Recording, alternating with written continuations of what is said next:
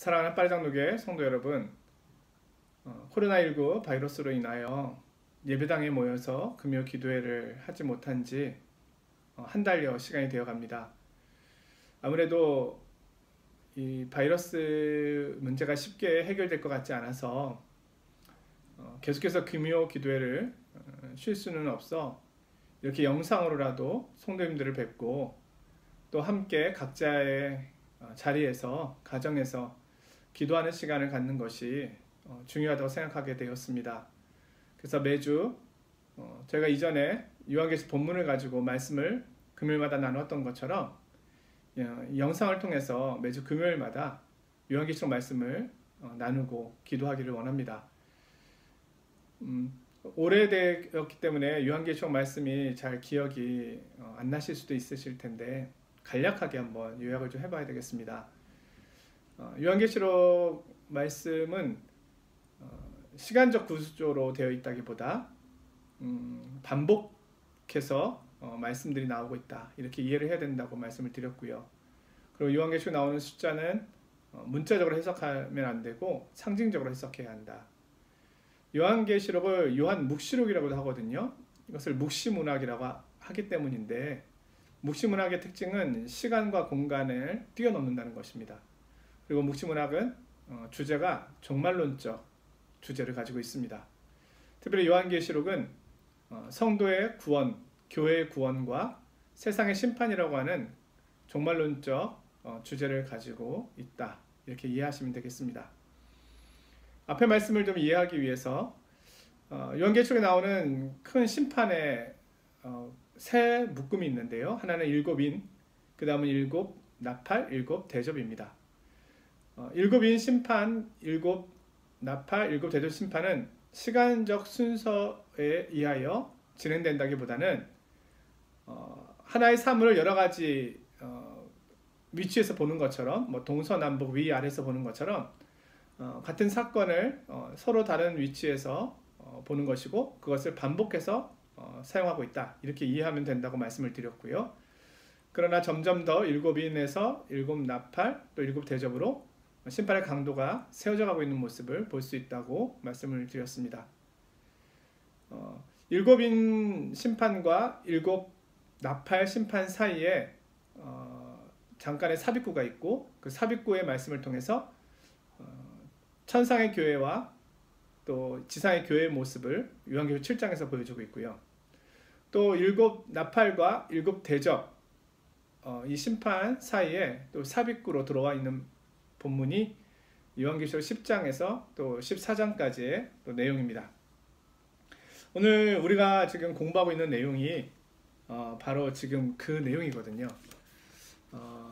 그래서 10장에서 14장 사이에서는 복음의 증인으로서 살아가고 있는 교회, 또 교회를 무너뜨리기 위한 사단의 공격, 이 영적 싸움의 모습이 묘사되어 있다는 것입니다. 그 내용 가운데 오늘 우리는 12장의 말씀을 보게 됩니다.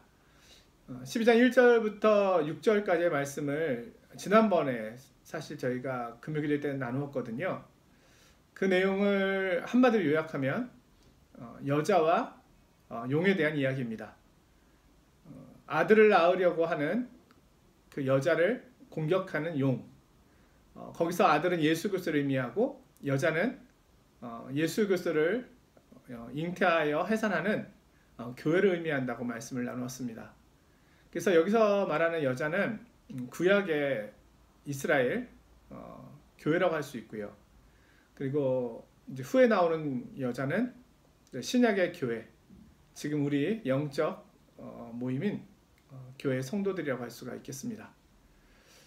그 내용을 바탕으로 해서 오늘 말씀을 좀 공부를 해야 되겠습니다.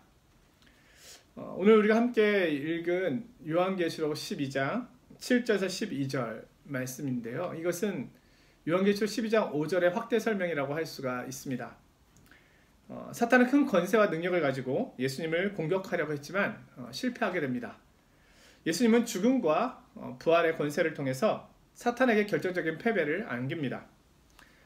사탄을 정복하셨습니다. 예수님은 이제 하늘에 오르셔서 하나님 보좌 우편에 앉으심으로 만왕의 왕으로 취임하시게 됩니다. 12장 5절의 말씀은 이러합니다. 여자가 아들을 낳으니 이는 장차 철장으로 만국을 다스릴 남자라. 그 아이를 하나님 앞과 그 보좌 앞으로 올려가더라. 바로 이 내용은 이 땅에서 주님께서 하신 사역의 내용을 요약하고 있는 것입니다. 십자가와 부활을 통하여 사단의 권세를 무너뜨리신 사건, 그것이 주님께서 이 땅에서 하신 사역이죠. 그런데 이제 오늘 우리가 읽은 본문 12장 7절에서 12절은 우리의 시선을 이제 하늘로 옮깁니다. 주님께서 이 땅에서 그 사역을 하고 계셨을 때 과연 하늘에서는 어떤 일이 있었는가를 보여주는 것이죠. 이 동시적인 사건을 서로 다른 공간에서 보여주는 것이라고 이해하시면 되겠습니다. 오늘 본문에서는 세 가지 말씀을 보려고 하는데요. 결론적으로는 사탄이 예수 그리스도 십자가를 통하여 패배하였다는 것이고, 그 내용이 하늘에서 어떻게 전개되었는가 하는 겁니다. 오늘 12장 7절에 이 땅에서의 주님의 사역은 하늘에서 미가엘 천사와 사탄 사이의 전쟁에 큰 영향을 주었다고 말씀하고 있습니다. 하늘에 전쟁이 있으니 미가엘과 그의 사자들이 용과 더불어 싸울세 용과 그의 사자들도 싸우나. 미가엘과 미가엘의 사자들이 용과 용의 사자들과 더불어 전쟁을 치르고 있습니다. 여기서 미가엘은 천사장이고 미가엘의 사자들은 미가엘을 따르고 있는 선한 천사들을 의미합니다. 그리고 용은 사탄을 의미하며 용의 사자들은 용과 함께 타락한 악한 천사들을 의미합니다. 그런데 미가엘이 사탄을 이깁니다. 사탄과 사탄의 부하들은 하늘의 전쟁에서 패배하고 그로 인해서 하늘에서 쫓겨나게 되었다는 이야기를 들려주고 있습니다. 12장 8절에서 9절입니다. 이기지 못하여 다시 하늘에서 그들이 있을 곳을 얻지 못한지라. 큰 용이 내쫓기니 옛뱀 곧 마귀라고도 하고 사탄이라고도 하며 온 천하를 꿰는 자라. 그가 땅으로 내쫓기니 그의 사자들도 그와 함께 내쫓기니라. 자, 사탄이 하늘에서 쫓겨서 땅으로 오게 되는데요. 사탄이 패배하여 쫓겨난 때가 시점으로 보면 언제일까요? 이는 예수님의 탄생, 그리고 죽음, 또 부활, 그리고 승천의 때라고 이야기할 수 있습니다. 그로 인하여 사탄은 완전한 패배를 한 것입니다. 예수님의 초림으로 인하여 패배한 사탄은 예수님의 재림 때 완전한 불못에 들어가게 됩니다. 그때가 바로 최후의 멸망입니다. 예수님의 탄생과 승천으로 하나님 나라의 승리, 그것이 사탄이 하늘에서 땅으로 쫓겨난 것으로 이렇게 묘사되어 있습니다. 이 본문을 이필찬 교수님은 요한계시록 20장 1절에서 3절의 말씀의 본문을 병행관계로 함께 이해하는데요. 그 말씀은 이러합니다. 또 내가 보매 천사가 무저갱의 열쇠와 큰 쇠사슬을 그의 손에 가지고 하늘로부터 내려와서 용을 잡으니 곧 옛뱀이요 마귀요 사탄이라. 잡아서 1000년 동안 결박하여 무저갱에 던져 넣어 잠그고 그 위에 임봉하여 천년이 차도록 다시는 만국을 미혹하지 못하게 하였는데 그 후에는 반드시 잠깐 노일이라. 신약성경 전체에 따르면 사탄의 멸망은 2단계에 걸쳐서 일어납니다.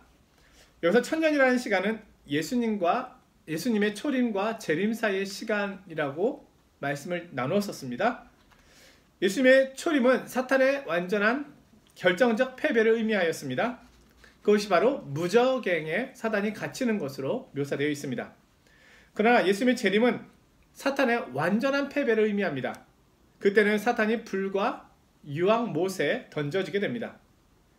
사탄이 결정적으로 패배했다는 것이 사탄이 결박되었다는 것을 말합니다. 우리 눈에는 사탄이 왕성하게 활동하고 있는 것처럼 보이지만 이미 사탄은 예수 그리스도의 십자가와 부활 사건을 통해서 이 빠진 사자와 같은 모습입니다.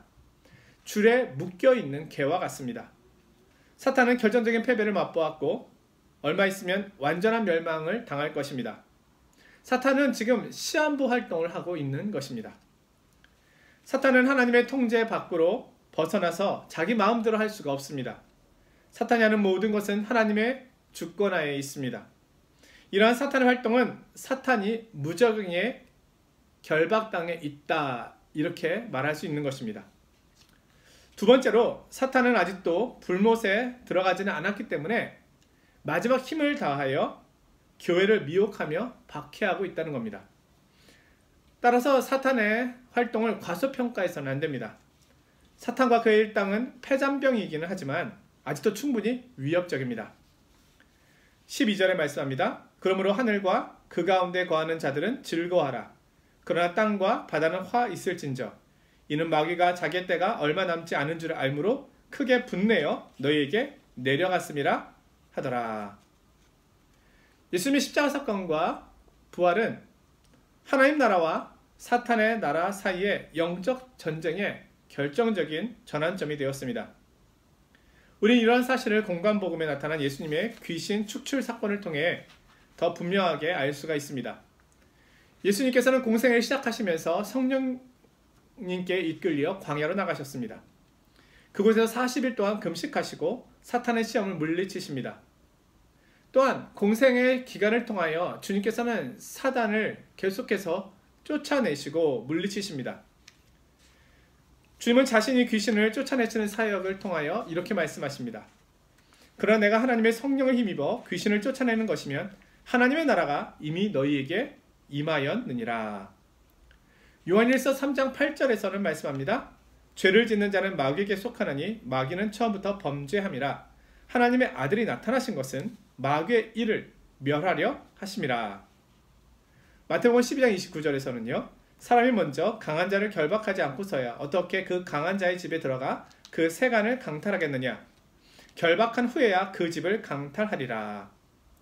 여기서 강한 자는 사탄, 강한 자의 집은 사탄의 왕국, 세간은 사탄이 소유한 사람들을 의미합니다.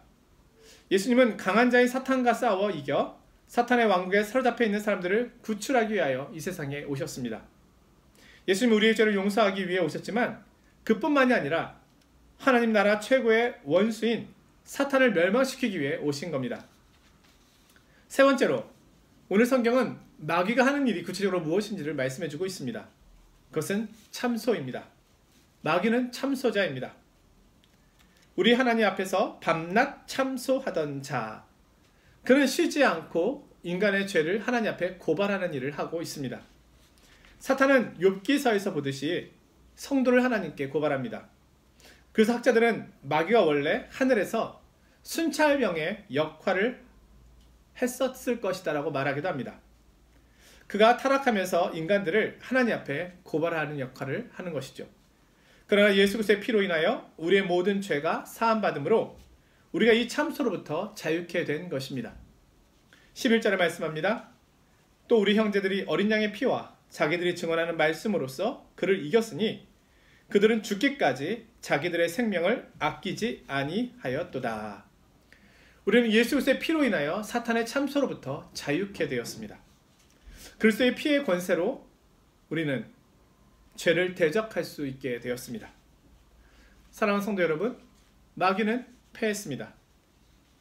그는 결박된 채 있습니다. 우리는 어린 양의 피로 승리하였습니다. 그러나 아직 싸움은 끝나지 않았습니다.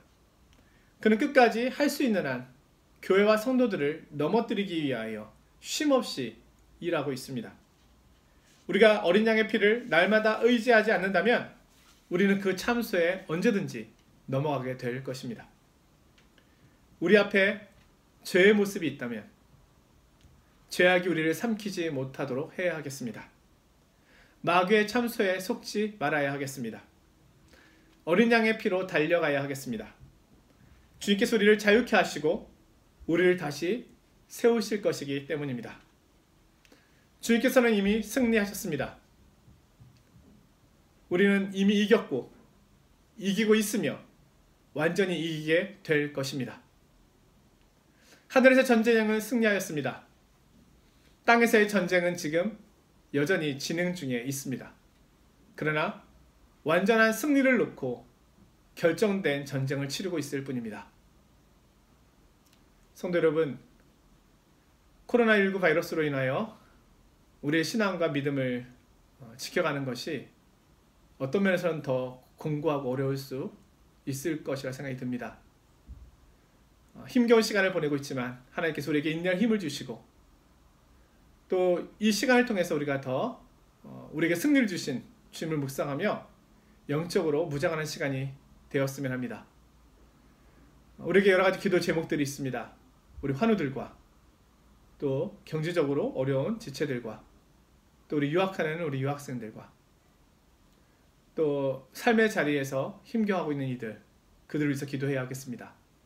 그리고 프랑스와 대한민국 또 이 지구촌에 하루속히 코로나 바이러스가 물러가서 우리가 일상으로 돌아가 하나님을 마음껏 예배하고 또 일상생활의 기쁨을 다시금 누릴 수 있는 시간이 올 수 있도록 하나님 앞에 긍휼을 구하는 기도를 해야 하겠습니다. 이 말씀이 끝난 후에 성도 여러분 각자 자리에서 이 제목을 놓고 함께 기도해 주시면 감사하겠습니다. 다음 주에 또 요한계시록 12장 이후의 말씀을 가지고 성도들을 찾아뵙도록 하겠습니다. 안녕히 계십시오.